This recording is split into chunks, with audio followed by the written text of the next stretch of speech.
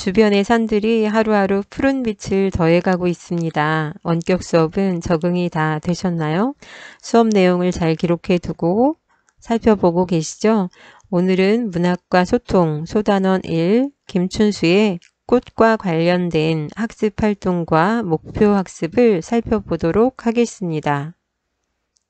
차례를 살펴봅니다. 학습 활동과 목표 학습을 살펴보고 소단원 닫기에 우리말 톡톡 확인한 후 확인 문제 살펴보고 차시 예고 및 마무리를 하도록 하겠습니다.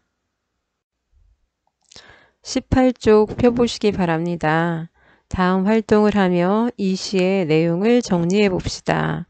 학습 활동은 학습 목표와 관련하여 소단원 활동을 잘 하였는지 확인하는 활동이어서 학습 활동을 정리하면서 잘 모르는 부분은 본문으로 가서 다시 정리해보고 본문 내용을 살펴두어야 합니다.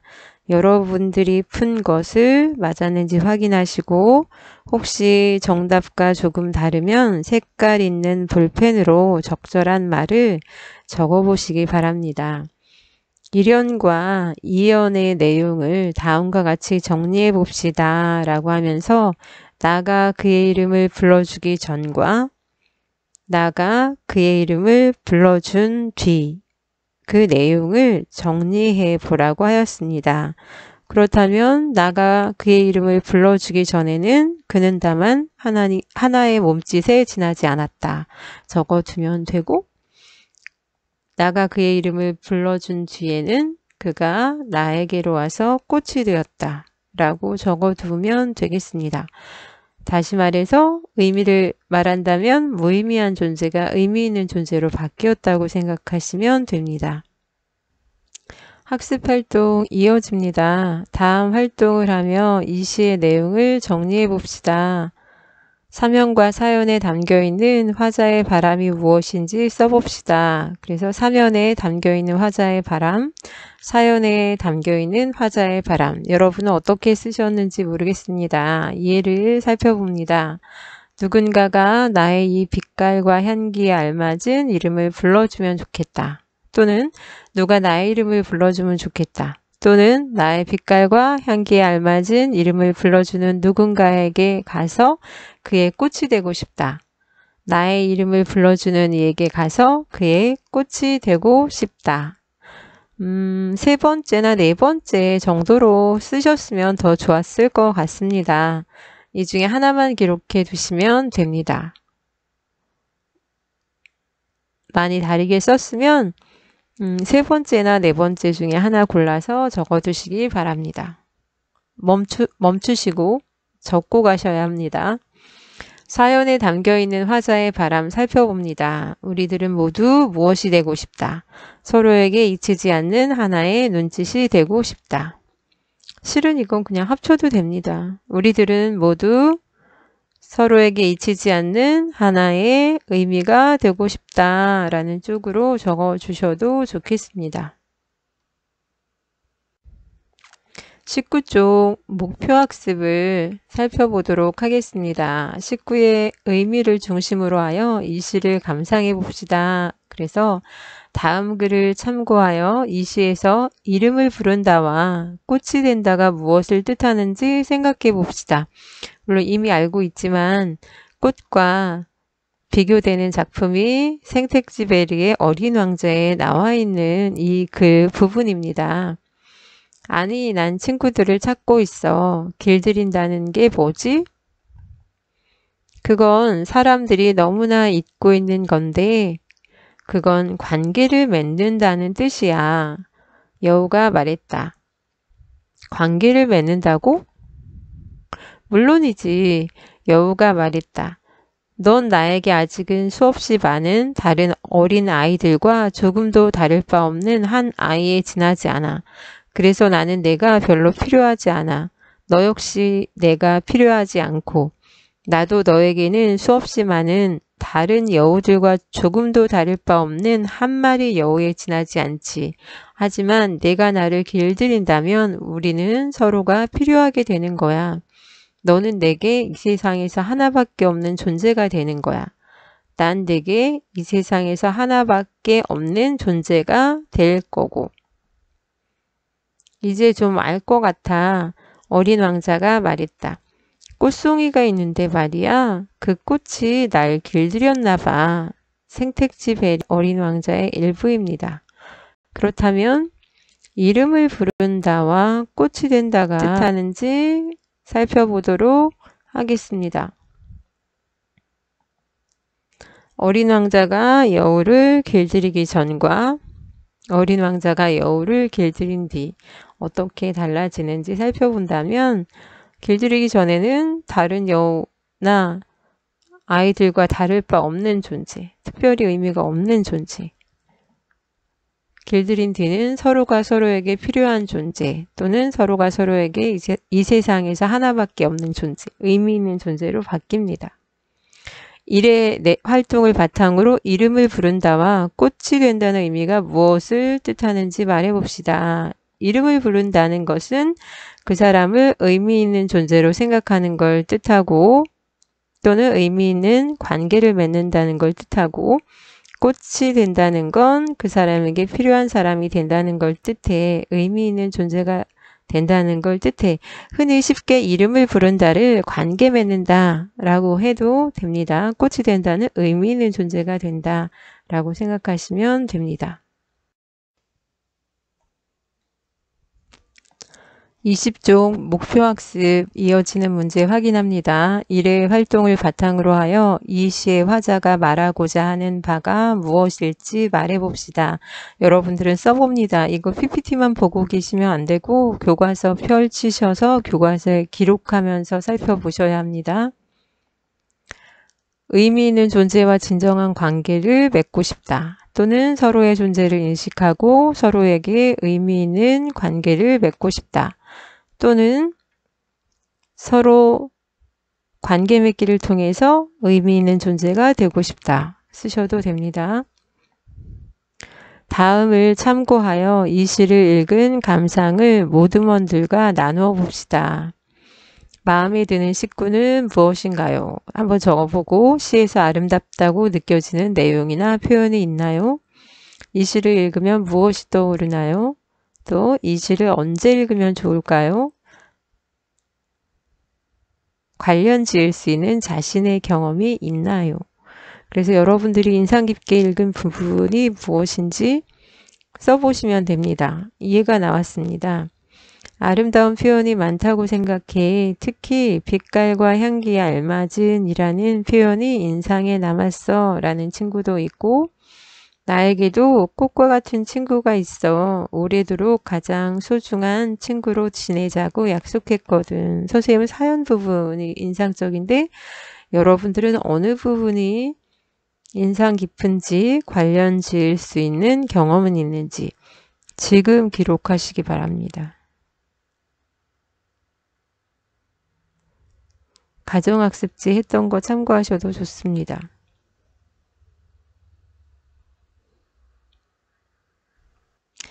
(21쪽) 목표학습 문제에 이어서 살펴봅니다. 세 번째, 자신의 생각을 담아 꽃의 모방시를 지어봅시다. 지난번 3월에 가정학습지에 모방시 짓기가 있었습니다. 그거 가져다 쓰셔도 됩니다. 문제 살펴봅니다. 모방시에 담을 내용을 생각해 봅시다. 얘가 나왔습니다. 자신에게 특별한 의미가 있는 대상을 떠올려 보아요. 얘가 내 친구 민송. 그 대상이 특별한 까닭은 무엇일까요? 했더니 민송이는 3학년 때 같은 반이 되면서 알게 된 친구야. 우연히 밥을 먹게 되었는데 같이 밥을 먹으면서 대화를 나누다 보니 나와 잘 통한다는 것을 알았다. 이후 우리는 점심시간이면 늘 함께 밥을 먹는 가장 친한 친구가 되었다. 시를 통해 표현하고 싶은 것은 무엇인가요? 주제가 뭔가요? 함께 밥을 먹음으로써 나와 민송이가 서로에게 의미 있는 존재가 되었음을 표현하고 싶다라고 적어보았습니다. 그 아래 여러분이 적어보셔야 합니다. 지금 적어보세요. 특별한 의미가 있는 대상 있으면 한번 적어보고, 특별한 이유, 그리고 이 시를 통해 말하고 싶은 게 뭘까? 쓰고 넘어가셔야 합니다. 22쪽의 목표학습 이어집니다.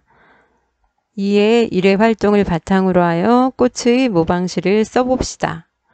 정윤희 학생이 쓴 밥동무라는 모방시를 살펴보도록 하겠습니다. 내가 그와 밥을 먹기 전에는 시의 형태는 모방시이기 때문에 김춘수 씨의 꽃에 드러나는 형태를 그대로 가지고 오고 일부분만 바꾸었다는 것 알 수 있습니다. 그는 다만 한반 친구에 지나지 않았다. 내가 그와 밥을 먹었을 때 그는 나에게로 와서 단짝이 되었다. 내가 그와 밥을 먹은 것처럼 나의 이 입맛과 식욕에 알맞는 누가 나와 함께 밥을 먹어 다오. 그에게로 가서 나도 그의 단짝이 되고 싶다. 우리들은 모두 무엇이 되고 싶다. 너는 나에게, 나는 너에게 잊혀지지 않는 하나의 밥동무가 되고 싶다. 이것처럼 여러분도 한번 옆에 여러분의 모방시를 지어보시기 바랍니다. 지난번에 썼던 모방시 그대로 가지고 오셔도 됩니다.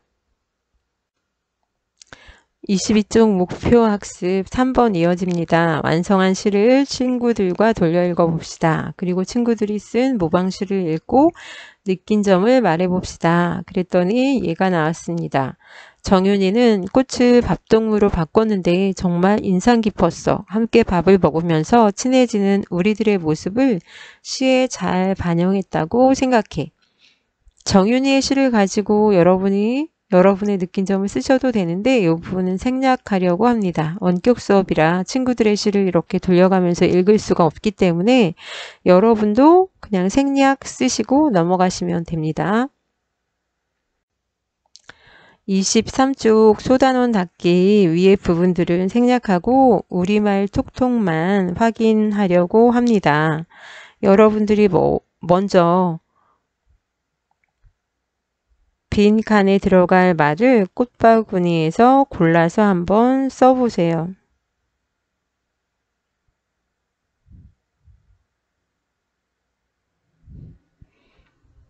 확인합니다. 엄마는 나에게 조용히 따라오라고 무엇을 보냈다.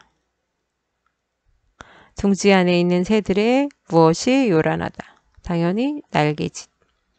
엄마가 뭘 보냈을까요? 눈짓. 순서가 좀 밖에서 나왔습니다. 아기는 이따금 무엇을 하면서 천사 같은 모습으로 자고 있다. 베넷짓.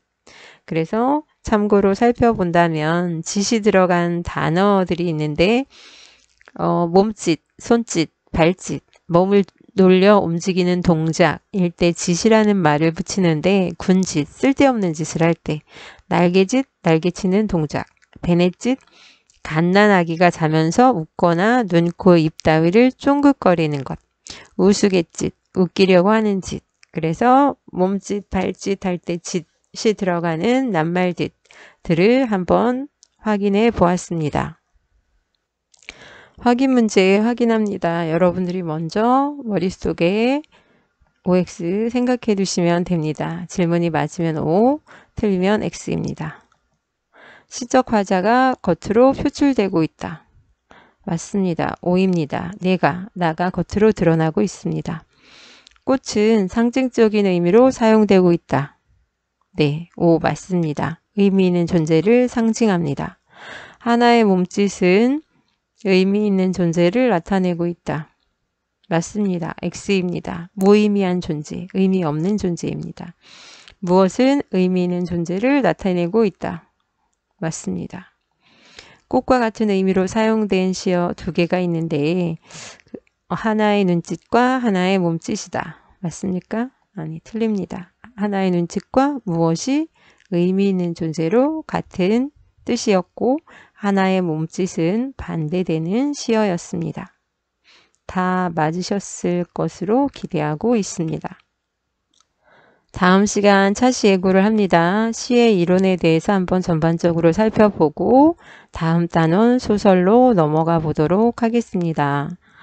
과제라고 하였지만 이 시간에 이미 다 해두었을 거라고 생각하고 혹시라도 학습 활동 중에 기록해야 할 사항, 자신의 생각 및 모방 시 기록할 걸 빠뜨린 분들은 반드시 기록하셔야 한다는 것입니다. 시 말고 이미 배운 단원 모두 해당됩니다. 인생이란 끝없는 승부의 연속이다. 나 스스로가 원해서 선택한 운명, 그래서 치열하게 경쟁하고 승부해야 하는 매일이 늘 짜릿하고 즐겁다. 일심일원에 나오는 글귀를 일부 소개해 드립니다. 감사합니다. 고생하셨고 다음 시간에 다시 만나도록 하겠습니다.